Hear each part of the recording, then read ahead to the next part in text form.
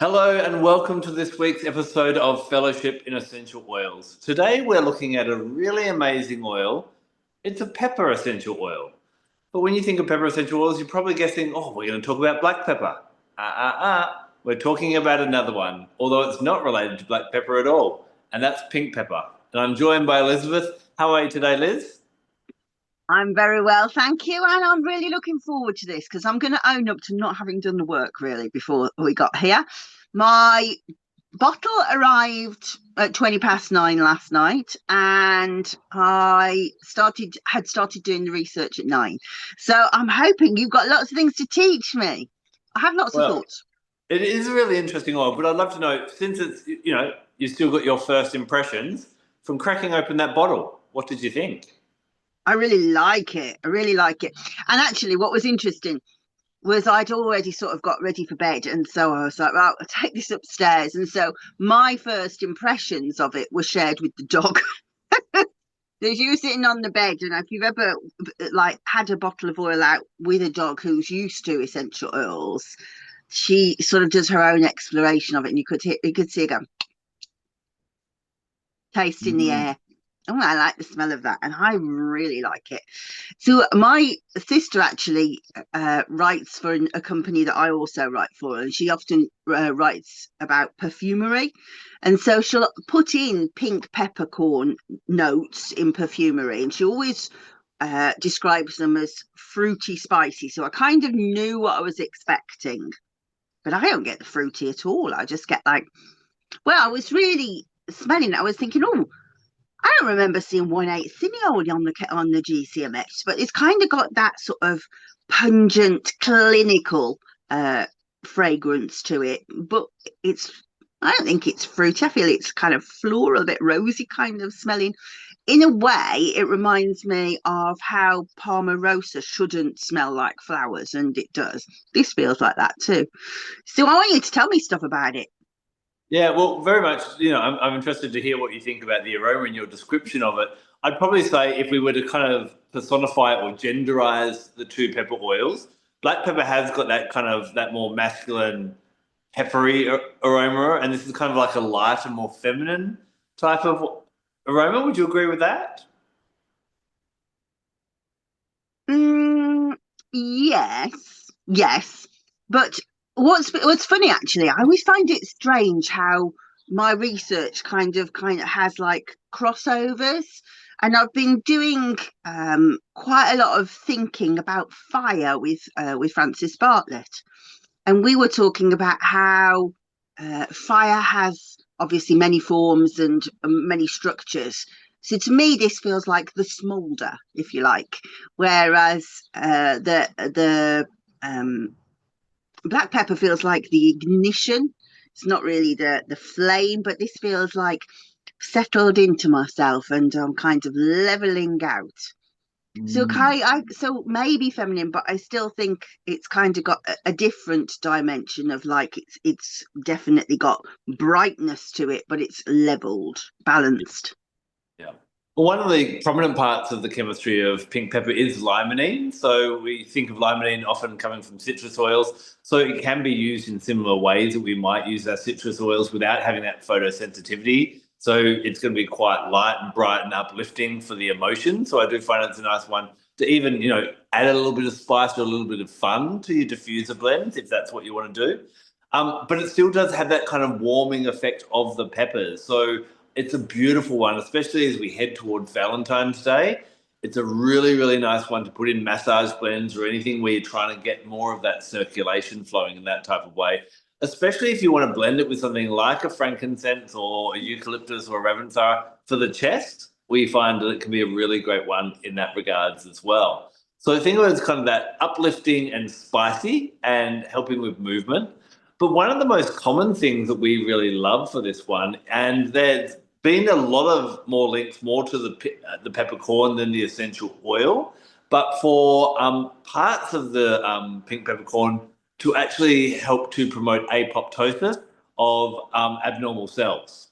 And so there is some real, I'm not going to dive in and say totally convinced, but like preliminary studies on that possibly using pink pepper is great for overall cellular health in the body. Of course, limonene is going to help anyway with that, but especially, and where my number one use is, or recommended use for it is mixing with a bit of frankincense, and really good for breast health. And it kind of ties in quite nicely with breast cancer prevention and the pink ribbon and it being a pink oil. Each November we talk about it a little bit more because it's really great for that. So those are kind of the main physical reasons that we lean into it, that kind of getting everything flowing and getting rid of things that shouldn't be there, and helping to support natural, healthy cell function. What about yourself? In your hour of research, what did you find? I found so much.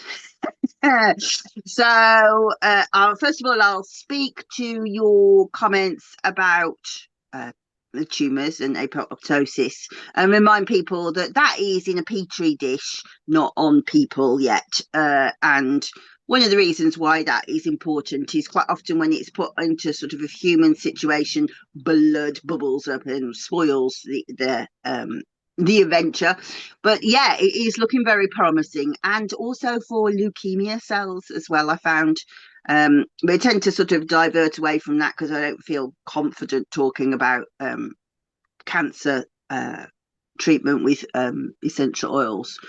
But I also found that it's did you find out that it was an indigenous medicine of the Andes, and that the shamans of the area use it? I was aware that it came from that area, so I would assume that, it's being bright pink berry, it would have been on their radar for sure for some use. Well, actually, what they use mostly is the leaves rather than the berry. But as you quite rightly say, beautiful long leaves with this fantastic pink berry that stays most of the year. So it's a tremendously ornamental tree, which I understand is now in California and all sorts of places. But they use all parts of the tree. And the leaves in particular are interesting because they're quite often mixed with leaves of another tree to make a psychoactive blend, like a tripping blend. But and also the leaves are well researched for their abilities to help depression.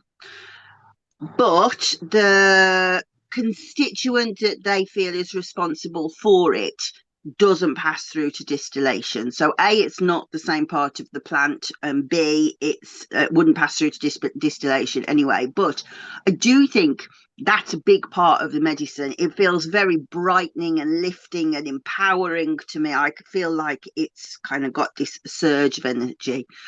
They use this peppercorn as a drink, actually. So they put the berries into like a beer to let it ferment, and then they drink that, called chica, which made me laugh because that's what Deb calls me, chica. And so that's quite a strong booze of the area. And the berries are used for headaches and pain of all descriptions. So toothache, menstrual problems, aches and pains, where cold is involved. So then I'm like, okay, I've got my groove now. I know where we are with this medicine, because as soon as we get onto the energetics, I can feel it. So anything where cold seems to be indicated, and it's got very strong antispasmodic effects. So like cramping. So for example, if you have restless legs and as you say, circulation problems, if you have menstrual cramps, if you have head like feeling like it's been pushed in, and it does have this feeling of pushing energy outwards. And actually that's part of the reason why the tree itself has gone out of favor, because it is such an energetic tree that the roots push down and push up pavements, and then the berries drop and they seed and seed and seed and seed, and you'll literally have hundreds of seedlings round the bottom.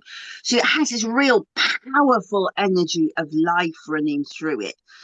And as I say, I think it's really fascinating that I've been thinking about fire, because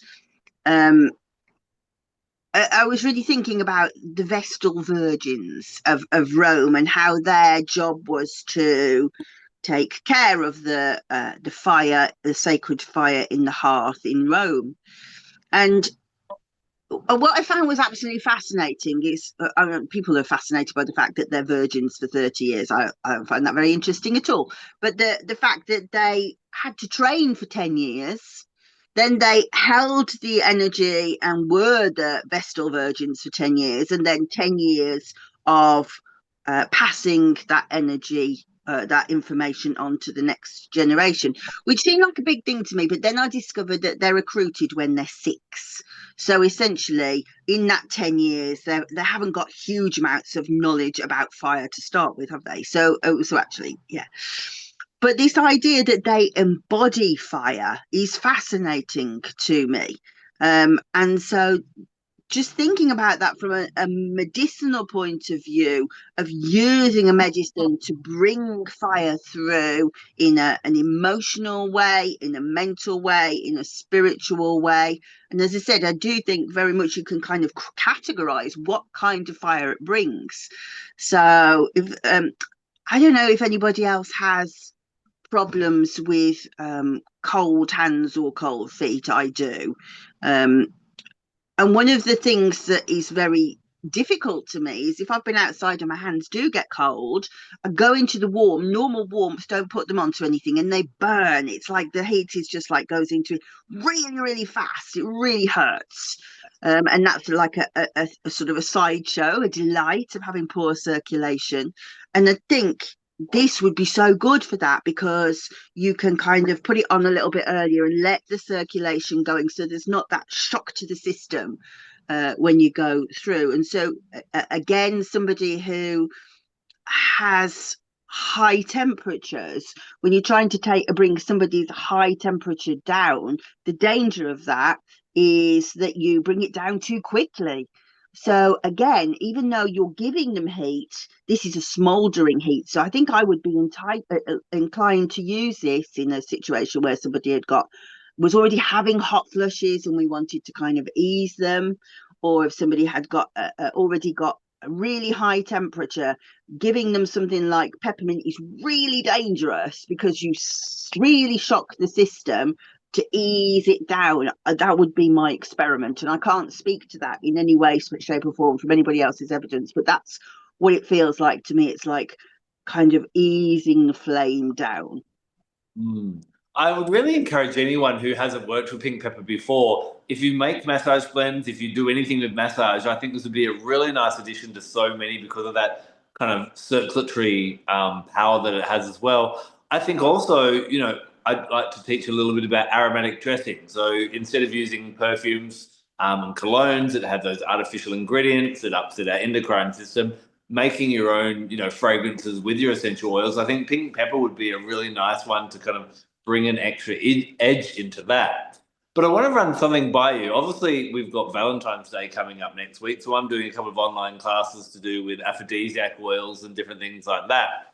And talking about circulation, I've been looking a lot of, for men's sexual health as well, and oils for erectile dysfunction. And cypress and peppermint seem to be the common ones that a lot of people like. But do you think pink pepper could possibly be another one that could help with that as well? Yeah. And I would put it with nutmeg. I think that those are strange choices for erectile dysfunction. I really like oils that move nitrous oxide through the body. So things like cinnamon Hmm. and what else? Sandalwood. And actually fragrantly they fit really well with pink pepper. Like it would be beautiful. So yeah, I do think so. Just like that kind of, well, yeah, slow burn. Yeah. Yeah. And actually, and also, again, I think I probably would be inclined to wonder about erectile dysfunction. Uh, Mm. no, premature ejaculation is what I was going to say. The slow burn. Yeah. Yeah, got you. I guess the advantage of this one is it's got that kind of cinnamon bark especially is another great one, especially for getting that circulation going. But that's hot and it's fast. But we're kind of feeling with this one that this is a bit more of a it gets the things flowing, but not at a speedy rate, like peppermint or cinnamon bark, that you're definitely going to notice something happening quite quickly. Yeah, and I think from an emotional point of view, it's very reassuring, isn't it? And I feel like there is that sort of element of somebody who maybe has gone through a situation where, well, A, maybe they've had sexual trauma, sexual abuse, or B, they have had a long time of non-success in the bedroom, and that's nerve-wracking to them. And they don't want like somebody turning up in stockings and suspenders and the whole deal. That's intimidating, you know? So there's, but also it kind of feels like there's an element of those who have feelings about guilt for with sex, or they've had emotional issues or religious doctrines that say, oh, you shouldn't be, the Madonna the whore issue, that kind of, again, it's too difficult for some people to really move into that. I am an outright, like, I embody my sexuality. Not everybody can do it. Very few people can do it. And so that's intimidating. I think it's very intimidating for a lot of people in Valentine's Day, where we're told, oh, you've got to be that person. I think this is very good for being like, well, it doesn't matter if you're not that person, but give you a bit of spice, Yeah, yeah. No, I can definitely see that as well. And where I really love pink pepper, it's probably one of the main ways I use it on that energetic level, is not so much kind of in that sexual realm, but more in that romantic realm. I find it's really good for what I call tongue biters. Now, that's not someone who's a bad kisser and accidentally bites someone's tongue. It's for those people in relationships who tend to bite their tongue or not say anything to keep the peace. And they go, oh, no, no, no, I won't bring it up because I don't want to cause friction in my especially my romantic relationship. But what happens, as we know, if we don't express it, we repress it, and that stores and sits as an energy within us. And just like we're talking about cancer before, growing and growing, it starts to actually cause, I guess, an energetic cancer within you. So those of you that are watching or listening to this and kind of know that you're a tongue biter, you go, each time we decide not to express ourselves, and I'm a guilty person in this as well, what happens is we don't, to try and keep peace in the relationship, but at the same time, we build a little bit of resentment and feel misunderstood. So as time goes on, it actually can tear the relationship apart anyway. So I find pink pepper is a really great one. If you think about what we've been talking about with that circulation and that slow flow, for helping us to express things in a loving but communicative way. You see, some of us grew up in either families where there was lots of arguing between parents or other family members, and we're like, I definitely don't want to be like that. So I'm not going to yell and scream or argue with my partner. And others like myself, I never, ever, ever saw my parents have a disagreement. So for on both those sides of the spectrum, we haven't seen a healthy form of conflict. And in a relationship, obviously conflict is inevitable, but arguments are optional. And I think if you struggle with that polarity, then pink pepper is going to be a really nice one to work with, to put on the heart chakra, even move it up to the throat chakra, to let you know that you can disagree with your partner, you can have those communications, but you can still do it in a loving way that actually doesn't tear the relationship further apart, but actually can bring you closer together in understanding. Making me want to cry. I'm married to a tongue biter who gave himself mouth cancer by the sound of things. I absolutely agree with that. And what's interesting is that kind of does wander across into how black pepper is. Black pepper is very much about always thinking about somebody else, and black pepper goes, no, what about you for a minute? Very similar kind of thing, just for a moment. Doesn't have to go up explosively, but let's just put some heat in this situation, and let's just kind of see if we can resolve the conflict. The same thing, black pepper does the same thing. I fully agree. Black pepper, for me, a key word for black pepper is authenticity. I use black pepper a lot for helping people with habits, bad habits like smoking and other addictions like that, but also on a holistic level for getting people out of the bad habits that they've got into of being inauthentic or not being themselves. So the peppers, again, as I said, these two plants are their Latin names are totally different. They're a different species, but they still do kind of carry these similar energies of authentically expressing who we are. Black pepper a bit more from that core Pluto kind of platonic energy, or Plutonian energy, I should say. Pink pepper a bit more from that heart base, I find.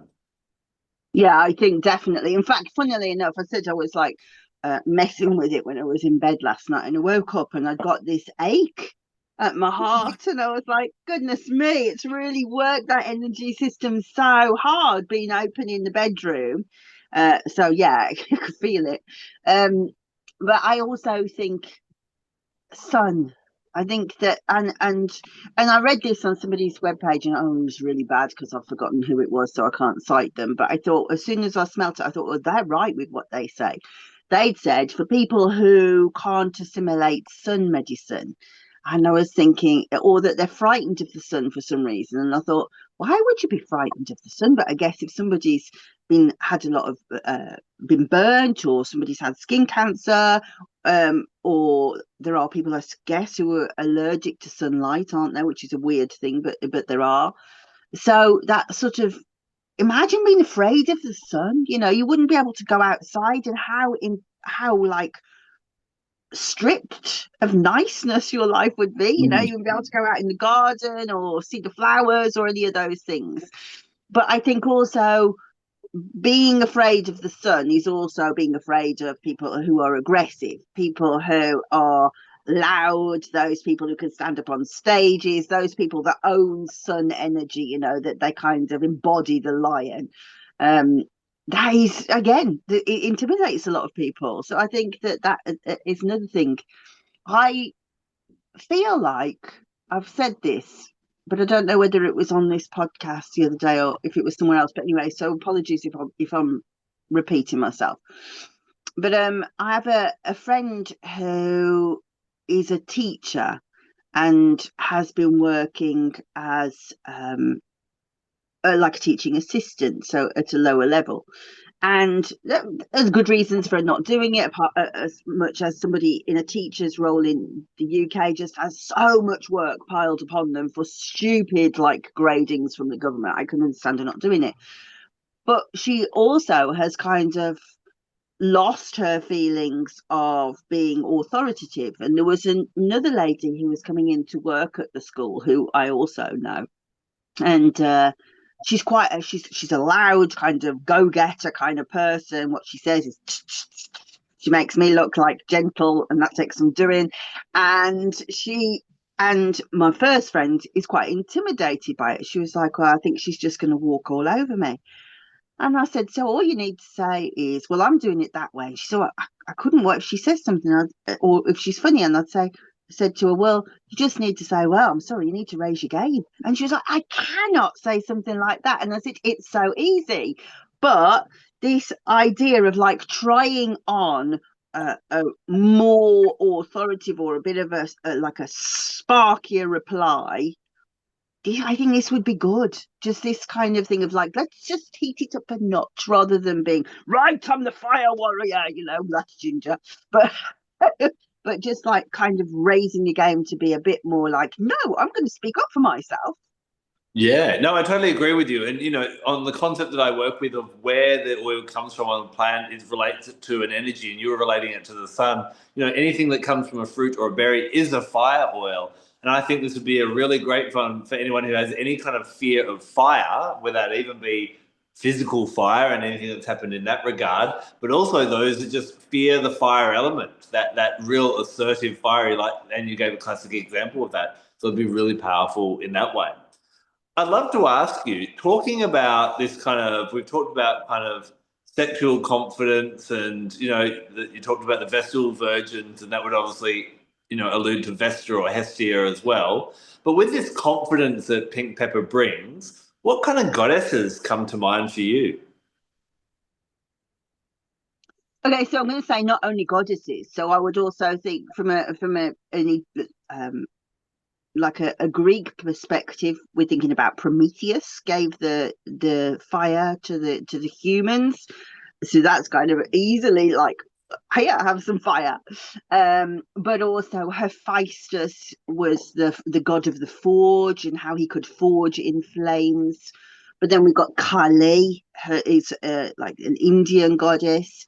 The Hindu goddess is Agni, who is both embodied as the metabolic fire. So when you're talking about Ayurveda, the fire of Enyi is like the fire that metabolizes our food, but also gives us that drive, that motivation, that I kind of think dopamine surge within the body. So Enyi.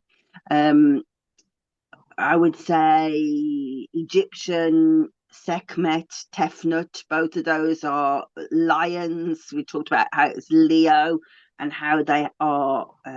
Was Sekhmet is also an asteroid, sorry, a meteorite, so fire in the sky. If I remember rightly, isn't there a goddess of the volcano in the Philippines? And she's the I can't remember her name. I'm going to say Humaya, but that's not right. You'll be able to tell if that's right. That's one of your goddesses.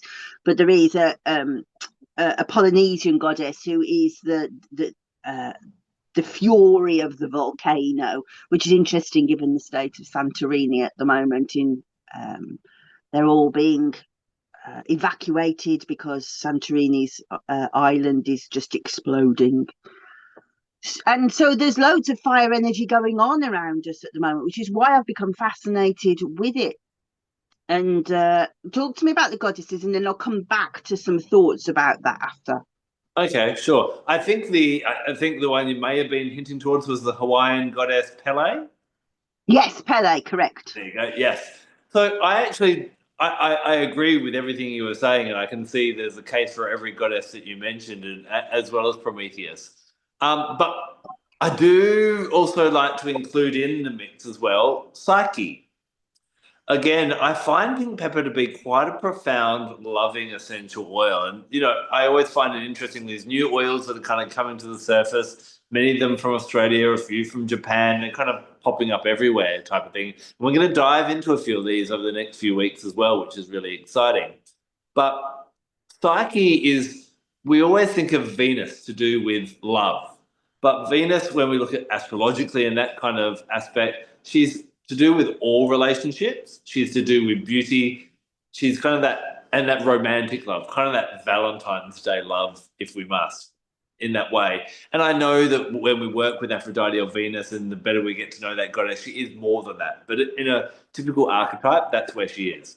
Whereas Psyche, it's really worth getting hold of, the myth of Psyche and having a really good read of it, and even then looking at your own interpretation, other people's interpretations as well. Psyche starts off as a young girl, ends up getting whisked off to a castle. She has a lover who comes to her every night, but she's not allowed to turn the lights on to know who it is. In the end, her sister's placed doubt in her and she lights the fire. It ends up being the god of love, Eros, who then, because she broke her oath, flies off, and then she has to go through these dreadful tasks that Aphrodite puts her through to prove that she loves Eros, and then eventually is turned into a goddess.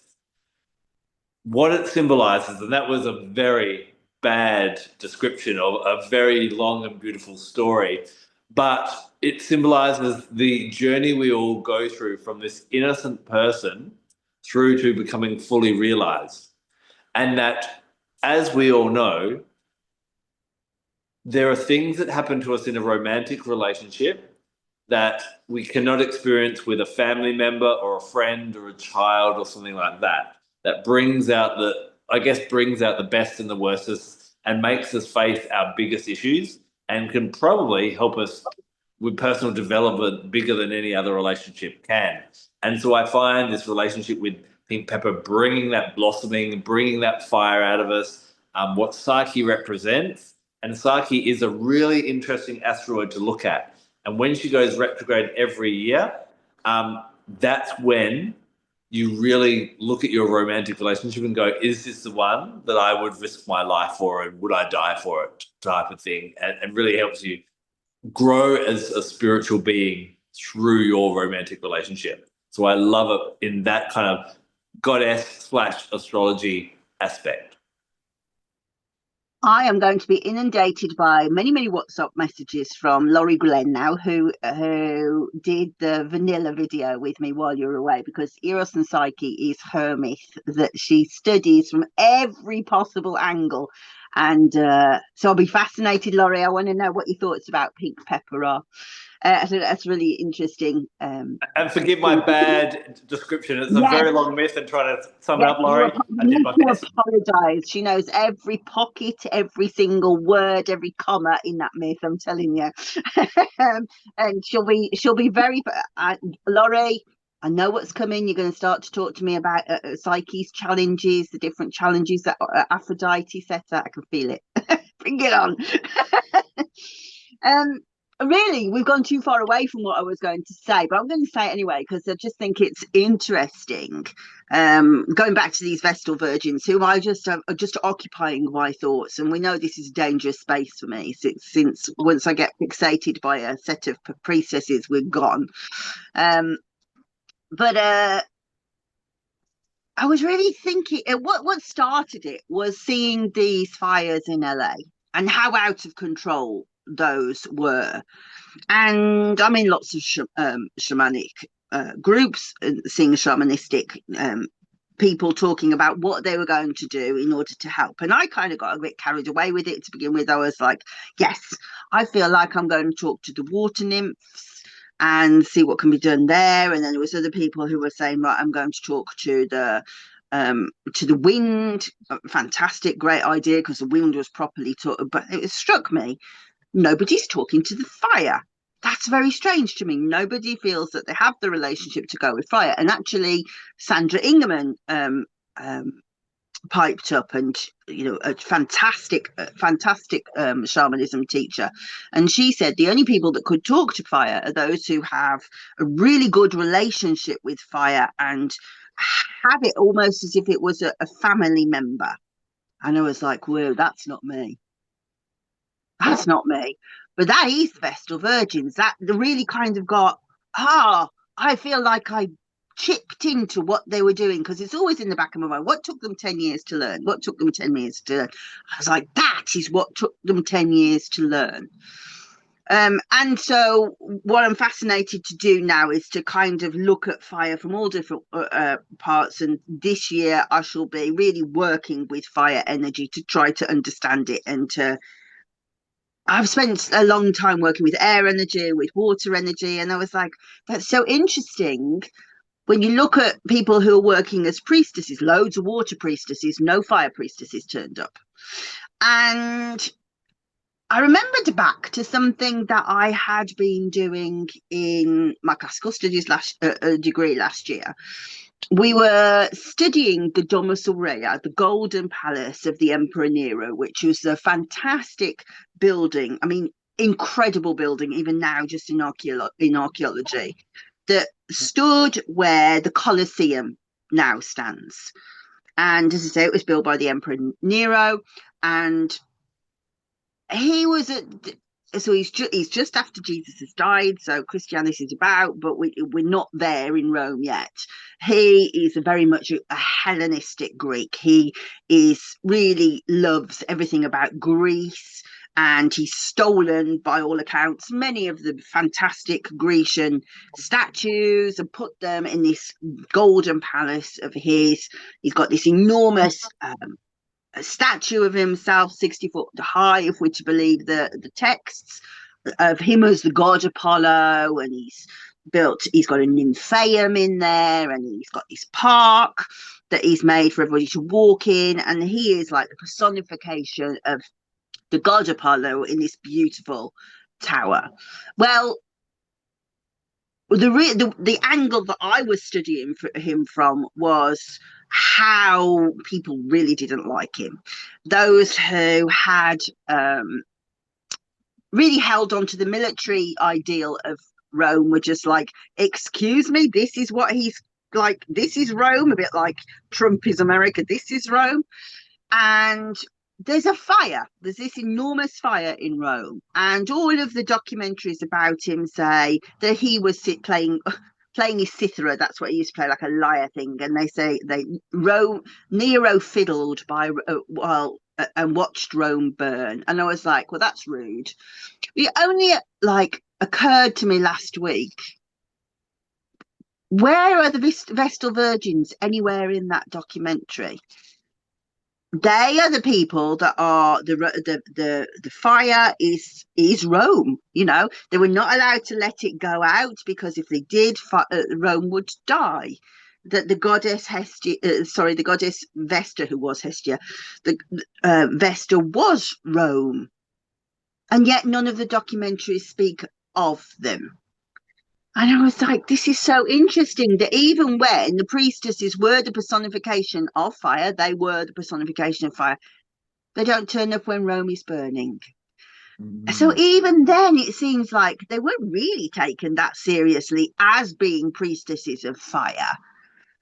And when I was watching the fires in LA, I was talking to Frances, and she lives in Catalonia, where they also have lots of forest fires. They do burn. And she was talking about how in folklore, it has a mind of its own. It leaps between mountains, and that you could kind of, I was like, oh, fire spirits, I'm really feeling this.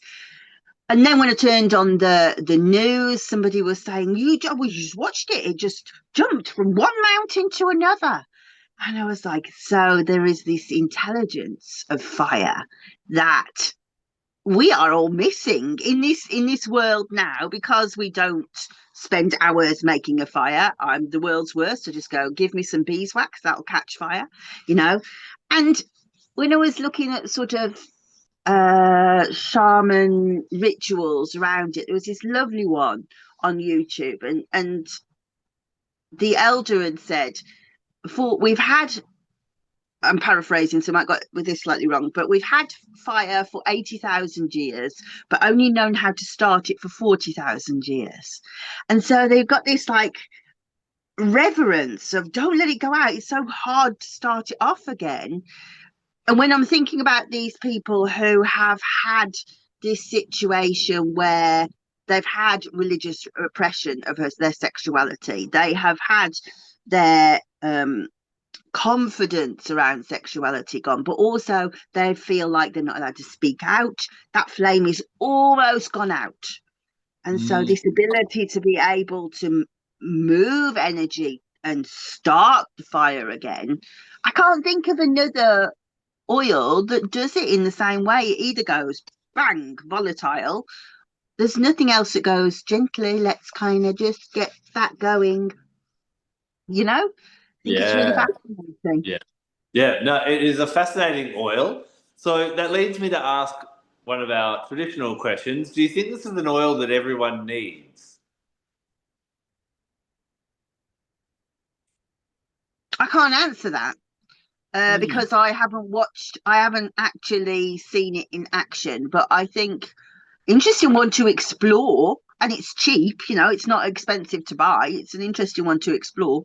Yeah, I guess it's probably one to, there's a few oils that I know from our discussions and just from, trawling the internet and different things, different oils come up. I've bought them once, and some of them I've fallen in love with, and other ones I'm like, meh, once this one's gone, then I don't think I have a place for this in my collection anymore. But I think pink pepper is definitely worth gathering as well.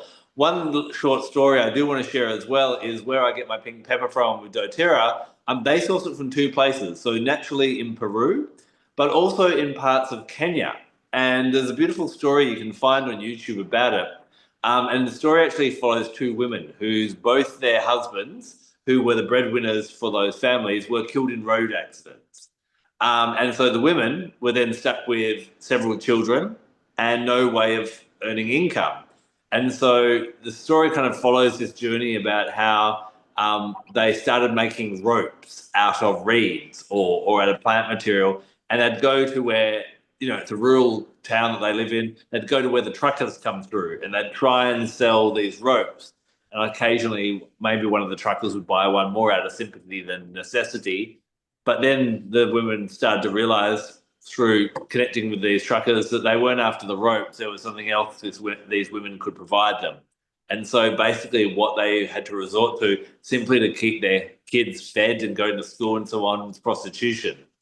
Now, pink pepper trees, funnily enough, they're not native to these parts, but they were growing there, and doTERRA saw this opportunity for, we could harvest and get pink pepper from here as well. And so many women that are in this kind of situation are actually now harvesting pink pepper, and that gives them that sustainable income so they can support their family rather than going and selling their bodies. So it really, even what we've talked about today, it kind of triggered my thought of this empowerment about reclaiming our sexuality and not necessarily just being more sexual, but even being choosy on how we are sexual as well. So it's such a beautiful, empowering essential oil from the source it comes from. But I think of many of the things we've talked about today really does, and I think it's definitely a woman's empowerment oil mainly. Can be for men as well, but it really has that women's empowerment to it. Even that, working with the breast, when we look at Louise L. Hay's education, the breast represents self-love and self-appreciation. So, massaging a bit of pink pepper and frankincense over the breast, helping with that breast health. In so many ways, it ties it up in a nice little pink bow, in my opinion.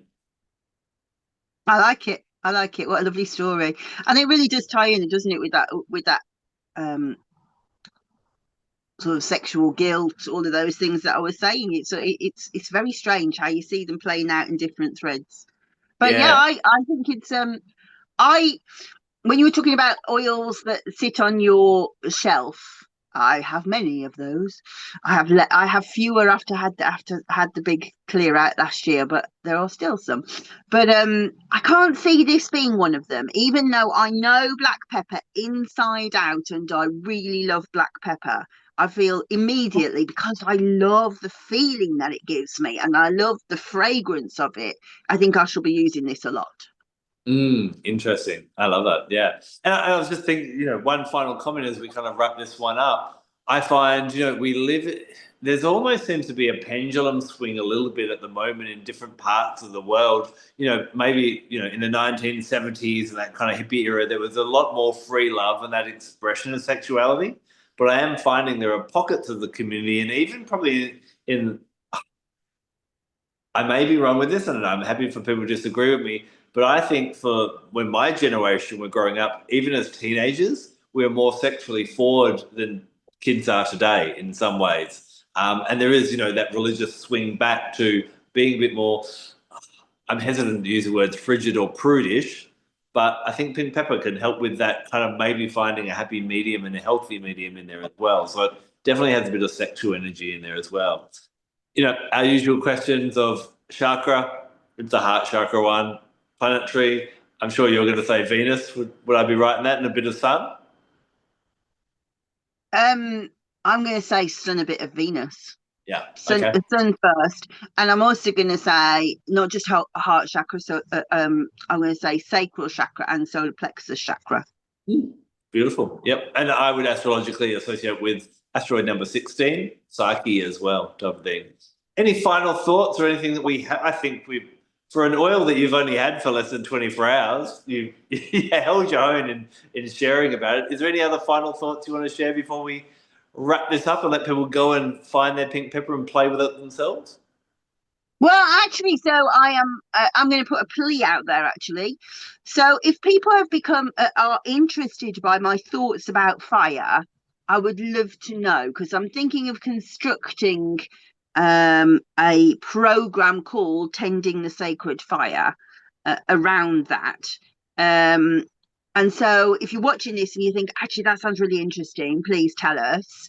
And just to shamelessly promote that, to watch my space this week, because my Blue Lotus work will finally come out, and to remind people that my first class for the Aromatic Mystery School happens this Saturday, if you can make it, with the lovely Egyptologist Noha Ali, and she's going to be talking about how the temples align with the planets and stars and how they were specifically designed to work on different energy centers in the body. And then to talk about her research from the Temple of Edfu that tells us which oils click with it with different energy centers. So if you want to do any of those things, just click on my aromatic mystery school on my link tree and then come and talk to me. Yeah, exciting things ahead. We've got lots lined up for 2025. Some other unusual oils that we're going to dive into as well, but you'll have to wait until next week to find out what's next. Until then, thank you very much for spending the time with us, and we will talk to you very soon. Take care and blessed be. Bye bye.